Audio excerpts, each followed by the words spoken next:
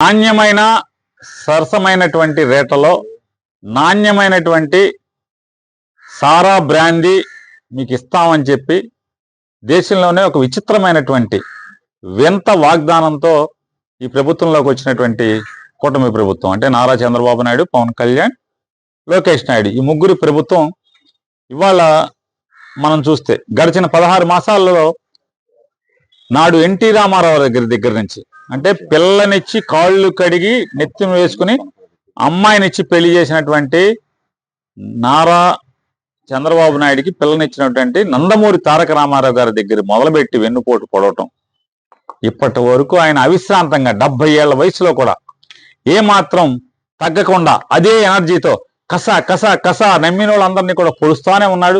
ఈ రోజు కూడా ఈ వయసులో కూడా గొప్పతనం ఏంటంటే ఈ 75 ఏళ్ల వయసులో కూడా ఆయనకి అంటే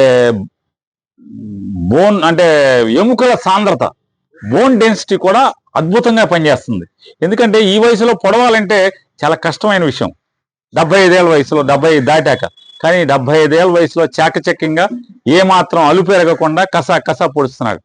నిన్నటిదాకా మనం అనుకున్నాం రామారావు గారినే పొడిచాడని, కానీ ఓట్లు వేయించుకున్నటువంటి 16 మాసాల్లో ప్రతి ఒక్కరిని తల్లికి వందనం అన్నాడు, ఇద్దరికి వేస్తాడు. జగన్ గారి పథకాన్ని కాపీ కొట్టాడు. జగన్ గారు 45 లక్షల మందికి వేస్తే నేను 90 లక్షల మందికి వేస్తానని చెప్పాడు. రాష్ట్రంలో లెక్కల ప్రకారం 85 లక్షల మంది పిల్లలుంటే ఈయన 40-50 లక్షలతో సరిపెట్టి చేతులు కడుక్కున్నాడు. జగన్ లాగా కోతలు పెట్టనన్నారు, కోతలు కోసారు.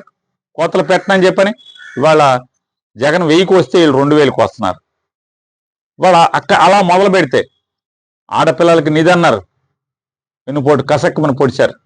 లేదా డ్రైవర్లందరికీ లైసెన్స్ ఉన్న ప్రతి డ్రైవర్కి అంటే tipper driver, lorry driver, auto driver, taxi driver licence ఉండి వృత్తిగా బతికేటువంటి ప్రతి ఒక్కరికి కూడా 15,000 రూపాయలు సంవత్సరానికి వేస్తా అన్నారు.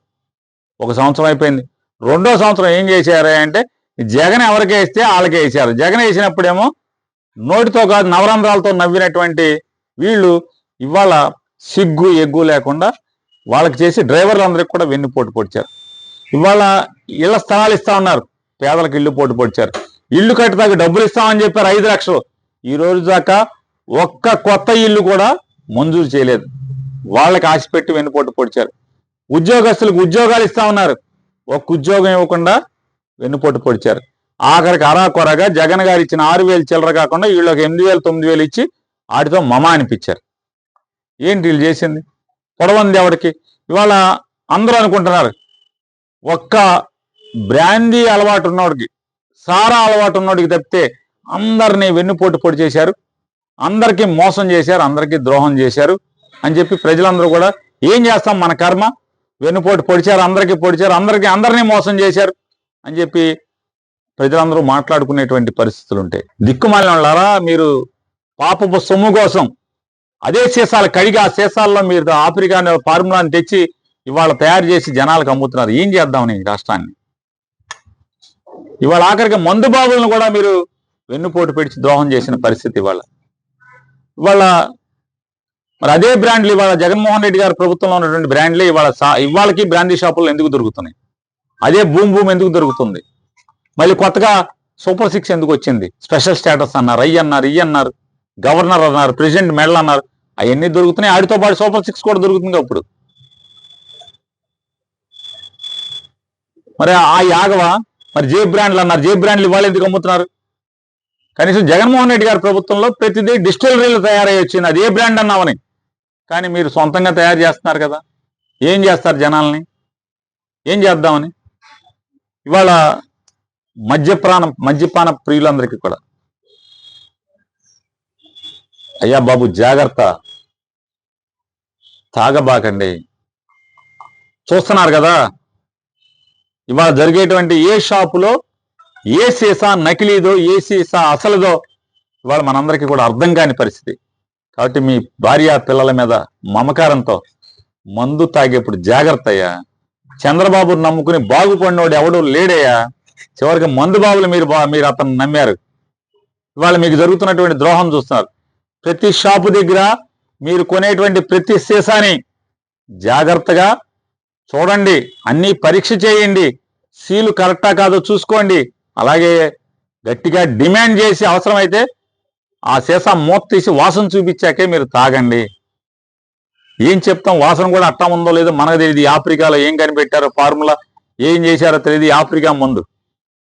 కాబట్టి తాగకుండా ఉంటే మంచిది.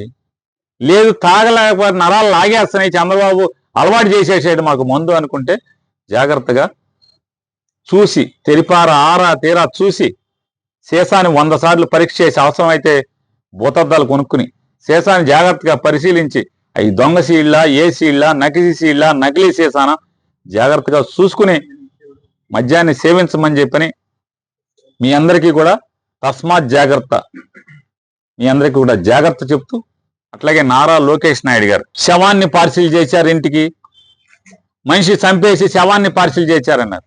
శవాన్ని పార్సిల్ చేశారు ఈ మాట చెప్పి చెప్పి చెప్పి జనం అయిపోయినారు బాబు చెవుల్లో.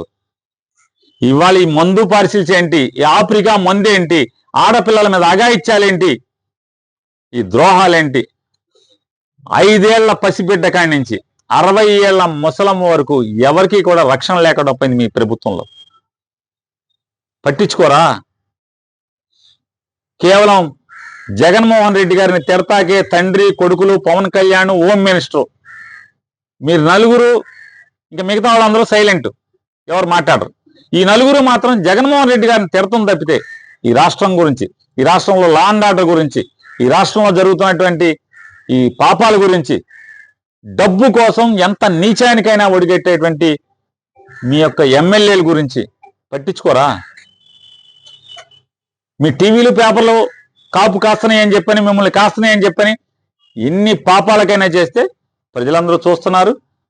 ప్రజలు మీకు సరైన శిక్ష ప్రజాస్వామ్యబద్ధంలో, ప్రజాస్వామ్యంగా మీకు రాజకీయంగా ఉరేసే రోజు కోసం శిశుపాలుడు పాపాలు లెక్కబెట్టినట్టుగా, శిశుపాలుడు పాపాలని శ్రీకృష్ణుడు లెక్కెట్టినట్టుగా ఈ అమాయక ప్రజలు, మీరు అనుకున్నటువంటి ఈ అమాయక ప్రజలు, ఈ ఆంధ్ర రాష్ట్ర ప్రజలు మీ పాపాలను లెక్క పెడుతూనే ఉన్నారని కూడా మీకు హెచ్చరిక చేస్తారు.